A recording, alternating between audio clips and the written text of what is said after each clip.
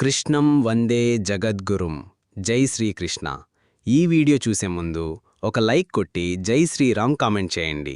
అందరికీ నమస్కారం. దేవుడి పటాలను ఎన్ని రోజులకొకసారి శుభ్రం చేసుకోవాలి? మనం నిత్యం ఇంట్లో దేవుణ్ణి పూజిస్తూ ఉంటాం. కష్టాలు, ఆర్థిక బాధలు, అనారోగ్యాలు దరిచేరకుండా ఉండాలని మనం దేవుణ్ణి పూజిస్తాం. అయితే చాలామందికి దేవుని పూజ గదిని ఎప్పుడు శుభ్రం చేయాలి, ఎలా శుభ్రం చేయాలో తెలియదు. పూజగదిని శుభ్రం చేసే విధివిధానాలు తెలియక దేవుని ఆగ్రహానికి లోనై ఇబ్బందులకు గురవుతూ ఉంటారు. అసలు దేవుని గది ఏ వారం శుభ్రం చేయాలి, ఎలా శుభ్రం చేయాలి, ఎలాంటి పద్ధతులను పాటిస్తే దేవుడి అనుగ్రహం మన మీద ఉంటుంది అన్న వివరాలను ఇప్పుడు తెలుసుకుందాం.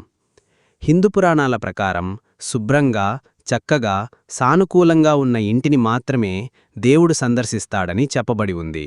కాబట్టి ఇంటిని ఎప్పటికప్పుడు శుభ్రం చేసుకుంటూ పూజగదిని అలంకరించుకోవడం వల్ల భగవంతుడు ఇంటికి తప్పక వస్తాడు. ఇంటిని శుభ్రపరచుకోవడంలో భాగంగా పూజగదిని శుభ్రపరచడం కూడా చాలా అవసరం. కాకపోతే కొన్ని జాగ్రత్తలు తీసుకోవాల్సి ఉంటుంది. తెల్లవారితే చాలు చాలామంది భగవంతుడికి పూజలు చేస్తూ ఉంటారు. భగవంతుడికి భక్తి శ్రద్ధలతో, నియమనిష్టలతో పూజలు చేస్తూ, ఉపవాసాలు ఉంటూ భగవంతుడి యొక్క అనుగ్రహం ఎప్పుడు కలుగుతుందా అని వేచి చూస్తూ ఉంటారు. అయితే భగవంతుని యొక్క అనుగ్రహం పొందాలంటే మనం చేసే పూజకు ఫలితముండాలి. మనం చేసిన పూజకు ఫలితం దక్కాలంటే పూజమందిరం అనేది శుభ్రంగా ఉండాలి. అయితే చాలామంది పూజమందిరంలో అనవసరమైనవి పెడుతూ ఉంటారు. అలా ఎప్పుడూ కూడా పెట్టకూడదు. చాలామందికి పూజమందిరాన్ని ఎన్ని రోజులకొకసారి శుభ్రం చేయాలో కూడా అస్సలు తెలియదు. దాని గురించి ఇప్పుడు ఈ వీడియోలో వివరంగా తెలుసుకుందాం. అదేవిధంగా పూజమందిరాన్ని ఏ విధంగా శుభ్రం చేసుకోవాలి, దేవుడి విగ్రహాలను ఏ ఏ దిక్కులలో ఉంచాలో కూడా ఇప్పుడు ఈ వీడియోలో తెలుసుకుందాం. పురాణాల ప్రకారం ఏ పూజమందిరమైతే శుభ్రంగా ఉంటుందో ఆ ఇంటిలోకి దేవతలు వస్తారు అని చెప్పబడి ఉంది. పూజగదిని శుభ్రం చేసేందుకు ఎప్పుడూ కూడా చీపురుని అస్సలు ఉపయోగించకూడదు. ఒక శుభ్రమైన వస్త్రమును తీసుకొని పూజమందిరాన్ని శుభ్రం చేసుకోవాలి. పూజమందిరంలో భగవంతుడికి సమర్పించిన పువ్వులను ఎక్కడ పడితే అక్కడ వేయకూడదు. వాటిని ఒక కవర్లో పెట్టి మీరు నదీ తీరాలకు వెళ్ళినప్పుడు పారే నీళ్లలో వాటిని వదిలేయాలి. లేదా మీ దగ్గర్లో ఉన్న కాలువలో అయినా పడేయవచ్చును. అది కుదరని వారు ఏదైనా పచ్చని చెట్టు మీద పూజకు ఉపయోగం పువ్వులను వేయాలి. మనం పూజకు ఉపయోగించిన పువ్వులను ఎప్పుడూ కూడా తొక్కకూడదు. పూజమందిరంలో మనం దీపారాధన చేసినప్పుడు ఆ దీపారాధన యొక్క పొగతో పూజమందిరంలో నలుపు రంగులో ఏర్పడుతుంది. అలా నలుపు రంగులో ఏర్పడిన మసిని ముందుగా ఒక తడి వస్త్రమును తీసుకుని శుభ్రంగా తొడవాలి.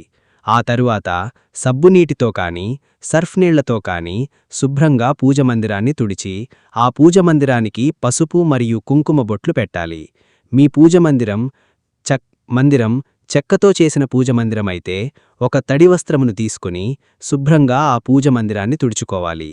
పూజ చేసే ప్రతి ఒక్కరూ పూజమందిరం మధ్యలో బియ్యం పిండితో ముగ్గుని వేసి దాంట్లో పసుపు కుంకుమను కూడా వేయాలి. పూజమందిరంలో భగవంతుడి యొక్క ప్రతిమలు లేదా ఫోటోలు అనేవి నేరుగా క్రింద అస్సలు పెట్టకూడదు. ఒక పేపర్ పైన గాని లేదా వస్త్రము పైన గాని పెట్టవలను. దేవుడి పటాలను ముందుగా తడిబట్టతో తుడిచి తరువాత పొడి క్లాత్ తీసుకుని శుభ్రంగా తుడిచి ఆ తరువాత గంధపు బొట్టును పెట్టి దానిపై కుంకుమ బొట్టును పెట్టవలను. దేవుడికి ఉపయోగించిన దీపారాధన ప్రమిదలను ప్రతిరోజూ శుభ్రం చేసుకోవాలి. అయితే దీపారాధన ప్రమిదలనేవి జిడ్డుగా ఉండటం వలన వాటిని సబ్బునీటిలో నానపెట్టిన తరువాత ఒక స్క్రబ్బర్తో శుభ్రంగా కడగవలను. అలాగే చింతపండు గుజ్జుతో కానీ పీతాంబరి పౌడర్తో కానీ శుభ్రం చేసుకున్నా సరిపోతుంది. దీపారాధన చేసేటప్పుడు ప్రమిదలు తడిగా అస్సలు ఉండకూడదు. అవి పూర్తిగా ఆరిన తర్వాతే దీపారాధనకు ఆ ప్రమిదలను వానాలి. దేవుడికి ఉపయోగించిన రాగి పాత్రలు కానీ వెండి మరియు ఇత్తడి పాత్రలను కానీ చింతపండు గుజ్జుతో కానీ లేదా నిమ్మకాయతో శుభ్రం చేసుకోవచ్చు. వెండితో చేసిన చిన్న చిన్న ప్రతిమలను ఉప్పు నిమ్మకాయతో కానీ పీతాంబరి పౌడర్తో కానీ శుభ్రం చేసుకోవచ్చు. అపరిశుభ్రంగా ఉన్న వస్తువులను దేవుడి పూజమందిరంలో ఎప్పుడూ కూడా పూజకు అస్సలు వాడరాదు. ఒకవేళ అలా చేస్తే ఆ పూజకు ఫలితమనేది ఏదీ దక్కదు. దేవుడి పూజమందిరాన్ని వారానికి ఒక్కసారైనా శుభ్రం చేసుకోవాలి. అయితే మంగళవారం నాడు కానీ శుక్రవారం రోజున పూజ మందిరాన్ని ఎట్టి పరిస్థితులలోనూ అస్సలు శుభ్రం చేయకూడదు. ఒకవేళ మంగళవారం లేదా శుక్రవారం రోజులలో పండుగ దినాలు వస్తే ముందు రోజు మీ పూజ మందిరాన్ని శుభ్రం చేసుకుని ఉంచుకోవాలి. ఈ నియమం వ్రతాలకు, హోమాలకు కూడా వర్తిస్తుంది. వారంలో వచ్చే గురువారం రోజున లేదా శనివారం రోజున పూజ మందిరాన్ని శుభ్రం చేసుకోవచ్చు అని పండితులు చెబుతున్నారు. ఇకపోతే అమావాస్య రోజున, ఏకాదశి మరియు ద్వాదశి రోజులలో దేవుడి పూజ మందిరాన్ని శుభ్రం చేసుకోకూడదని పండితులు చెబుతున్నారు. దేవుడి పటాలను పాడ్యమీ తిథి మరియు గురువారం కలిసి వచ్చిన రోజున శుభ్రం చేసుకుని దేవుడికి పూజ చేస్తే ఆ భగవంతుడి యొక్క అనుగ్రహమనేది మీకు తప్పక లభిస్తుంది. ఎవరికైనా పూజ మందిరాన్ని వారానికి ఒక్కసారైనా శుభ్రం చేసుకోవడం కుదరకపోతే నెలకు ఒక్కసారైనా తప్పకుండా మీ పూజ మందిరాన్ని శుభ్రం చేసుకోవాలి. పూజ మందిరాన్ని శుభ్రం చేసేటప్పుడు మీ ఇష్టదైవాన్ని స్మరించుకుంటూ శుభ్రం చేస్తే చాలా మంచిది. విరిగిపోయిన దేవుని పటాలు కానీ, చిరిగిపోయిన దేవుని పటాలు లేదా ప్రతిమలను పూజ మందిరంలో అస్సలు ఉంచకూడదు. ఇవి ప్రతికూల ఫలితాలను సృష్టిస్తాయి. అలాగే పూజ మందిరంలో ఎక్కువ దేవుడి పటాలను కూడా ఉంచకూడదు. ఒక దేవుడికి సంబంధించిన ప్రతిమ లేదా పటమనేది ఒకటే ఉండాలి. మీ పూజ మందిరంలో శివలింగం కనుక ఉంటే ప్రతినిత్యం శివుడికి అభిషేకమనేది చెయ్యాలి. నీటితో అయినా సరే ప్రతిరోజు శివలింగానికి అభిషేకం చెయ్యాలి. అలాగే శివలింగం పైన జలధార కూడా తప్పనిసరిగా ఉంచాలి. ఉగ్రరూపంలో ఉన్న దేవుడి పటము లేదా ప్రతిమలు అనేవి పూజ మందిరంలో అస్సలు ఉంచకూడదు. వీటి ద్వారా నకారాత్మక శక్తులనేవి మీ ఇంట్లోకి ప్రవేశిస్తాయి. దుర్గాదేవి, కాళికాదేవి, ఉగ్రనరసింహస్వామి యొక్క ఫోటోలు పూజ మందిరంలో అస్సలు పెట్టకూడదు. అలాగే నిల్చున్న లక్ష్మీదేవి యొక్క ప్రతిమ లేదా పటము అనేది పూజగదిలో ఉంచకూడదు. నాట్యం చేసే గదిలో తప్ప నటరాజస్వామి విగ్రహాన్ని పూజ మందిరంలో అస్సలు పెట్టకూడదు. గవ్వు యొక్క ప్రతిమ అనేది పూజ మందిరంలో పెట్టుకుంటే మీకు మంచి శుభఫలితాలు అనేవి కలుగుతాయి. పాలిచ్చే గవ్వు ప్రతిమను మరియు నెమలి ఈకలను పూజ మందిరంలో పెట్టుకుంటే చాలా శుభప్రదం. లక్ష్మీదేవికి ఎదురుగా ఒక రాగి పాత్రలో లేదా వెండి పాత్రలో సముద్రపు గవ్వలు, పసుపు కొమ్ము మరియు 11 రూపాయల కాయిన్స్ను వేసిపెడితే మీకు లక్ష్మీదేవి కటాక్షం కలుగుతుంది. లక్ష్మీదేవి యొక్క విగ్రహాన్ని ఎప్పుడూ కూడా గుమ్మానికి ఎదురుగా ఉంచకూడదు. అలా ఉంచడం వలన లక్ష్మీదేవి మీ ఇంటి నుండి బయటకు వెళ్ళిపోతుందని శాస్త్రాలు చెబుతున్నాయి.